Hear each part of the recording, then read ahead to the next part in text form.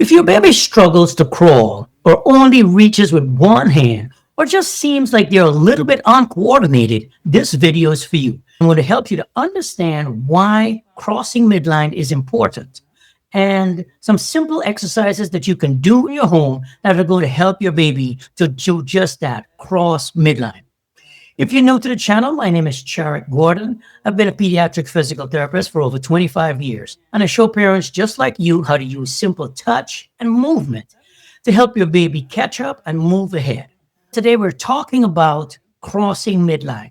So let's start at the beginning. What exactly is midline? If you can imagine a line running through your baby's head, right down the center of your baby's body, down to their belly button.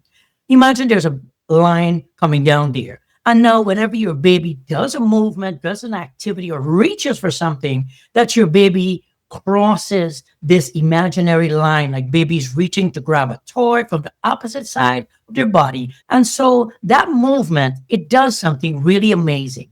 It connects both sides of your baby's brain, and it enhances the communication between the right side of your baby's brain, which controls the left part of your baby's body, and the left side of your baby's brain, which controls the right side of your baby's body. So that cross talk helps to build some pathways that helps your baby to coordinate, crawl, write, and to be able to read later on.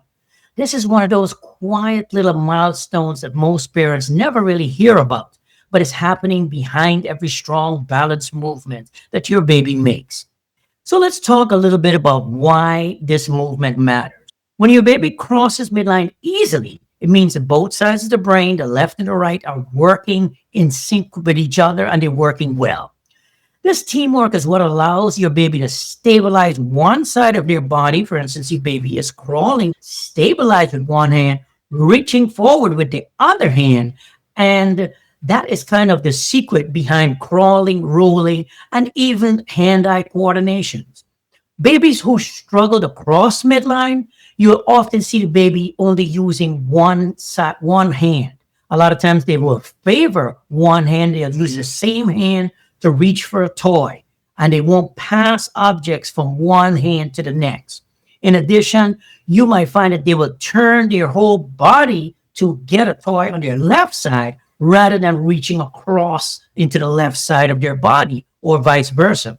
And so this is something you want to pay attention to, because your baby might even avoid clapping or banging toys together. Or if you try to show baby to clap, they wind up missing, and they can't seem to get it and put that movement together. So that's where the midline exercises come in. There's these sneaky little playful activities that help to strengthen their core, their balance, and enhance those brain communications. So let's look at some of those baby exercises. There are these fun little things that you can do right at home. This is a simple, fun activity that you can have your baby do. To sit there with your baby, show baby how to bang toys together, and encourage baby to start banging toys together. I have these bright little colored cups that I use, and you can have one in each hand, and encourage baby to just go ahead and bang the toys together. It is a fantastic little activity that works on some really nice hand-eye coordination and communication between the right and left side of the brain. I'm going to show you a simple trick that you can use to make your baby smarter. Here's the thing.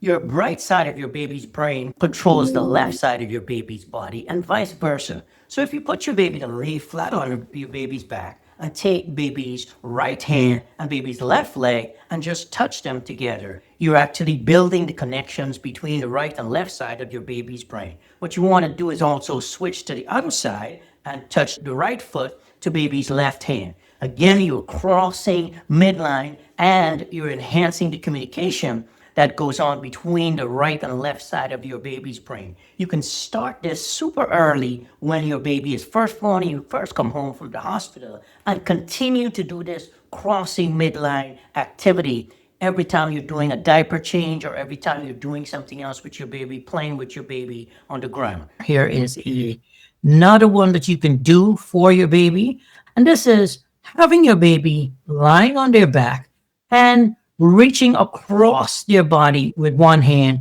actually just rolling and reaching for a toy.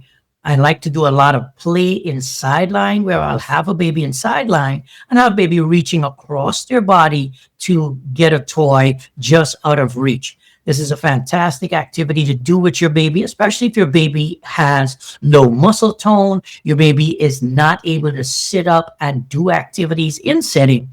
This is something that you can do with your little one and have them reaching across their body and not even realize that they're reaching while they're actually playing on the ground.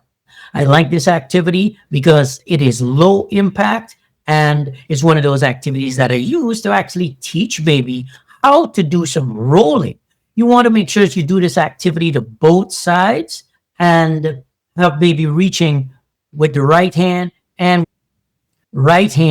I'm trying to use a toy to cue baby to reach across his body with his right hand. I'm going to have him on his side, bring him into sideline, which is one of my favorite positions to work with the little ones in, and cue him to go ahead and reach for the toy. You might need to try a couple of different toys to pique the baby's interest, but once baby gets going, this is a fantastic activity that you can do for your little one to help your baby to start reaching across that midline. Another activity that you can do is encourage your baby to sit in between your legs and cue baby to sit up and start reaching for toys and just playing with toys in the seated position, start banging toys, start passing objects from one hand to the next. That is a fun activity that you could have your baby do while you're playing in the seated position. You can see I have this baby here sitting on the ground in between my legs while I'm talking with his parents, and I'm cueing him to start bearing his body weight in an upright position, trying to see if I can get him to sit upright and just bear his weight in this position and start moving those little hands around. Another activity you can have baby do that works really great in terms of helping baby to start getting used to using one arm at a time in crawling is to put baby on their hands and knees and rock baby gently front to back. Use a toy. I have a toy propped up that's distracting him and have him sit on his hands and knees and just gently rocking him front to back. This cues babies to start bearing their weight through their arms and get ready for crawling, which should be coming up next. Another activity that works with this crossing the body and this communication between the right and left side of the brain is crawling through a tunnel. This baby does not particularly like to be on her hands and knees and do any type of crawling activities. And so I like to use something like a tunnel and just throw some toys in there and cue her to go get the toys and bring the toys back to me. And now that is kind of forcing her to do an activity that she would ordinarily not want to do. So you can see I have her going inside the toy and grabbing it, but she has to crawl into the tunnel in order to be able to get the toy out of the tunnel. So eventually I wind up making her crawl all the way through the tunnel. I like these tunnels because they're an activity that you can have baby do even after baby is able to walk. You can have baby go back and do these activities and be able to work on strengthening those side oblique muscles, strengthening baby's core trunk muscles, and get a lot of good trunk work and cross brain activity happening, help to make your baby smarter and stronger at the same time while doing activities like this. You can see I have her crawling out of the tunnel and we're playing, we're getting some more toys, and she is having a good time. She's not aware of just how hard she's actually working. This is actually quite a bit of work for her. So those are a couple of exercises to work on some cross body movement. And I hope you found these exercises helpful and useful. If you have not already done so, please subscribe to the channel, drop a like for this video, and I will see you in the next video.